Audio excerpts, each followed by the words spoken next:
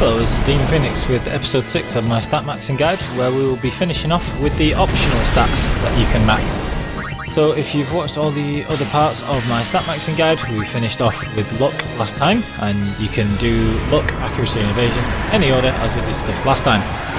As you can see here, the next enemy that we have to fight is Jumbo Flan, and I'm also going to be covering Fenrir.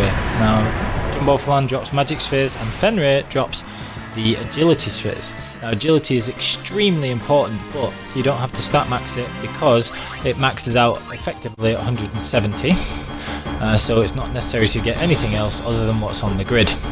Now, if you've watched all the other episodes, you should have high enough stats to beat the Dark Aeons if you want, and that's with evasion and accuracy being largely optional. So you can see here, these are the stats that I actually used to beat the Dark Aeons, just to have a go through. So 255, strength, defense, magic defense, the agility that's on the grid, evasion, so that luck plus evasion was up to 190, and then luck here you can stop at, like I say, 85. I covered that in episode 5, and so that's quite enough to be able to go through it no problem like that. Now, the accuracy, I also hadn't used the accuracy spheres, so it's perfectly possible to beat all of the Dark Aeons without actually maxing out your stats like that. So you don't have to have maxed your accuracy, you don't have to have raised your evasion really, that's mainly just for Dark Ixion, and luck at 85 or even 35 is perfectly acceptable, although it is harder than 35. And you see there, using those stats I was able to beat all of the Dark Aeons and unlock Penance as a destination to be able to fight Penance. So it's just about everything that's in this episode is just sort of optionally maxing some of the other stats, and it's what you can do to max your magic and the others, and why you might want to consider that. So this is first of all agility, and you get agility spheres from beating Fenrir. Now, Fenrir is an extremely nasty enemy, but what I would recommend doing is instead having the Victor Overdrive mode, beating something easy, like relatively easy, like Chimerageist, or preferably Sleep Sprout. Easy for me to say.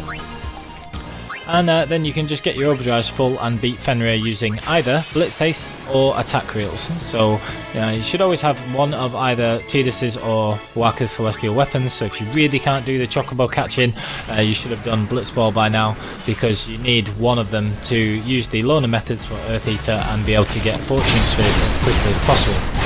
So you can see here that with very high strength, Blitz Ace will be doing 99,000 damage per hit, and so Fenrir has 800k health. So he has a lot of really nasty stuff. He has some. He has a percentage base attack that does 93% of your health. He has an attack that can cause confusion. There are tactics you can use to beat him properly, but he also has reasonable luck and high-ish evasion, so he's quite difficult to hit unless you've raised your luck as well. So there are lots of things that make him a tricky enemy. Avoid all of that by taking advantage of the fact that he's only got 800k health, and just using Victor Overdrive mode to be able to alternate between using attack reels and Blitz Ace, and just be able to take him out purely with the overdrives before he gets any turns. Now, like I say, there's not much need to actually fight Fenrir, and the reason I've not covered him as an essential enemy earlier is because there is over 170 agility on the grid. Any agility you have over 170 with auto haste only affects how quickly you get your first turn, and if you have a character with first strike and then you swap in your 170 agility character from like the bench, swap them in, then that agility up to 250, it makes no difference. But you do have a lot of free slots on the sphere grid, as I'm going to show in a minute, so if you want to fill some of those up with agility spheres, it will take you, I think it's another 19 agility spheres to get from the agility that's already on the grid and over 170 to being 250, which is the absolute effective max, even taking into account that small boost on the first turn.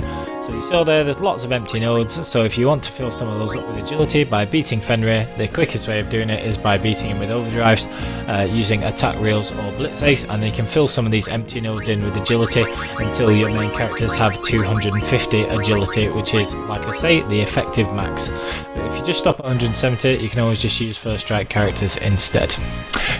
Now, last up we have magic. Now, this is Anima after I had her stats after I had finished my capturing. You see that my Anima has very high MP and agility, and that's because I used extra mana spheres and speed spheres to raise those stats, as you'll have seen in my capturing walkthrough. But this is with Yuna not having done any of the Don Tonbury trick or going around much of the sphere grid after completing the main story and the Mega Ruins. I actually largely stopped using her during Inside Sin. And you can see there that she has a massive swaths of the sphere grid completely untouched. So if you're wanting to raise magic, the absolute best way to do it is with Anima, and because of that I would recommend that you do the Don Tonbury trick with Yuna and take her around the sphere grid. So this is going to take quite some time, but it's very useful to do because you get 99 winning formula for doing the capturing, and I've used those on Tidus, Riku and Waka for their Don Tonbury trick weapons. You'll need more winning formulas. Now the best way to do that is to either beat Ultima Buster repeatedly, which is absolutely doable, and he drops 2 for an overkill.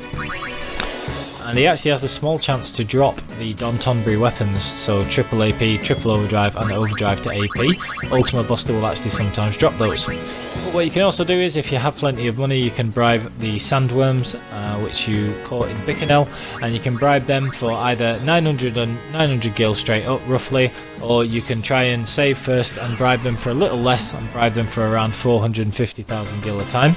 And if the bribe fails, just keep bribing 1 gil per time and see how many winning formulas you get that way, and then you can make Yuna a weapon. And you can see here that I've instead gone through the grid with her. So this is after doing the Don Tonbury trip a couple of times, and the way that the mechanics work, and this is a very simplified version, but basically if you raise any of Yuna's stats, it will raise all of Anima's stats, and it's not just that if you raise strength it raises Anima's strength. If you raise Yuna's magic defense, it will raise all of Anima's stats, so strength, defense, magic defense, they will all be raised. And what we're trying to do is raise all of Yuna's stats so that magic is correspondingly higher for Anima. So you can see that even though Yuna's magic was only about 148 with all of the magic that's on the grid before we start fighting Jumbo Flan, Anima's magic was very high already because you've raised those other stats like magic defense. And this is even before I have done accuracy and evasion, so if you max those, then Anima's magic should be 255. You can also use any of the magic spheres that you've actually already got through the game, and you can see that I've used another 2 of those, and so Anima's magic is almost 255. And if you raised Yuna's accuracy and evasion, then Anima should have 255 magic. Now what you also want is for Anima to have as much MP as possible, which is why I raised hers earlier in the game whilst I was doing the capturing. But if you max out all of Yuna's stats, so if you max evasion, accuracy and everything else, Anima's MP will naturally top out at 832, and you need 778 for this method, 778 MP. But you can do it even if you have less MP than that, and I will explain how in a minute. But what we need to have done is taught Anima Lancet and Double Cast, and then Haste and Reflect. Now those are very important. Dispel is also a good bonus if you can teach her that, it may come in handy. And then Flare at the bottom, we have taught Anima with Shining Gems. So when she has those, what we need to do is we need to have the slowest 3rd character having initiative to stop ambushes, and then have a character with First Strike, and as a bonus auto reflect if you have any auto reflect armor, or you can make one because auto reflect isn't used on any other armors apart from if you're using Tidus to take on Earth Eater.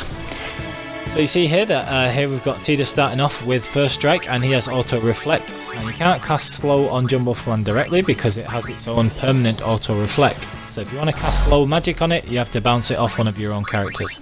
Now you can also just use the use command and a gold hourglass if you want, that does the same thing. But first of all, you slow the Jumbo Flan, and then you have Yuna as the 2nd party member, and then you will have her summoning Anima. Now, first of all, we want to cast Haste on Anima, and Jumbo Flan is already slowed, so you can see on the CTB bar we have a lot more turns coming than Jumbo Flan does. Now the normal conventional wisdom is just to use Pain to spam it over and over again, but this method is better because we're casting Reflect on Anima after we've cast Haste on Anima. And then we are double casting Flare and bouncing it off onto Jumbo Flan instead.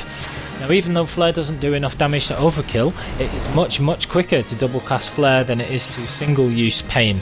And the reason for that is if you look at the CTB bar, when you use double cast Flare, Anima just gets her actions normally because double cast is a rank 3 action. whereas pain is a rank 6, which means that every time you use it, it puts a large delay on Anima's next turn. So if you carry on spamming pain like people normally do, these battles take about 3.5 to 4 minutes a battle. But as you can see here, if you double cast 14 flares instead, 14 is the number that you want to be aiming for, the battles will be a lot quicker, and they only take about 2 minutes 20 per battle, so you can save yourself a lot of time. So the reason you do 14 flares is because at the damage it will do when Anima is at or near 255 magic, that will take Jumbo Flan down to about 1 or 200,000 HP.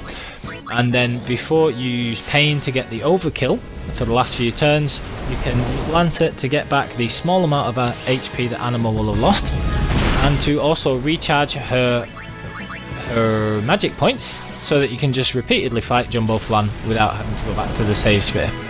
So it's not as complicated as it sounds. It's just haste, then reflect on Anima, and then double cast 14 flares until you've used 778 MP, so you can work out how much MP you've used from starting at. And then you can see there I used Lancet to get all of my MP back, and then used pain for the last few turns to make sure that we get the overkill. So there you go, overkill on Jumbo Flan, and that will get you the magic spheres. And then as you'll see, I'll be able to very quickly repeat the battle, go straight back in. So I'm just going to use these couple of magic spheres here because in my particular game, because I've not maxed out accuracy or evasion yet, Anima's Anima's magic is still slightly less than 255, so I'll just use those couple of magic spheres to raise Yuna's stats further, and that will mean that Anima reaches 255 magic, and that means that after 14 casts of Flare and then Lancet, Jumbo Flan will normally go down to just 1 pain attack. So this is the absolute fastest method possible. Now, even if you didn't raise your magic points, you can during the capturing process or anything, you can still very easily use this method. You can either beat Kotos a few times to get 40 magic mana spheres and raise Anima's MP until it hits over 778 MP, which is absolutely fine. That doesn't take too long. Or you can just use your flares until you've run out of magic, and then use Lancet. Use the remaining double cast flares until you've hit Jumbo Flan with 14 flares, and then finish it with pain. And then to restock your magic, you would just go and touch the save sphere, and that would be very easy as well. So it should always be possible to use this double cast flare technique and to beat the Jumbo Flan quicker than using the method of just spamming pain. So after all of that has been done, you would need a total of 27 magic spheres. Now bear in mind I've got 22 here, and that's because I've already used 5 magic spheres to raise Yuna's magic and make sure that Anima hit her 255 magic already. So if you want to get 255 magic with what is on the standard sphere grid, you would need 27 magic spheres. So you're looking at fighting Jumbo Flan using that method quick maths, about 14 times plus the dark matters, and I was able to do that very quickly, and it only took about 45 minutes of actually fighting Jumbo Flan. So that is agility and magic covered, again optional and you don't have to do them, but as you can see here, this is me completely done, and this is the optimized stats that I would say you want to get. So 114 luck with your main characters that you're going to be using to fight the Dark Aeons, and then we've got 255 strength, defense, magic, again magic completely optional, 255 agility, but you only actually need the 170 that's already on the grid, 255 accuracy to go with that 114 luck, which means we can hit Dark Sandy and indeed hit all of the Dark Aeons consistently, apart from Dark Mindy, who you'll be able to beat with Overdrives. So that is absolutely the end of the stat maxing process with that optional bonus there. I hope you found it useful and that it has helped you to boost all these stats.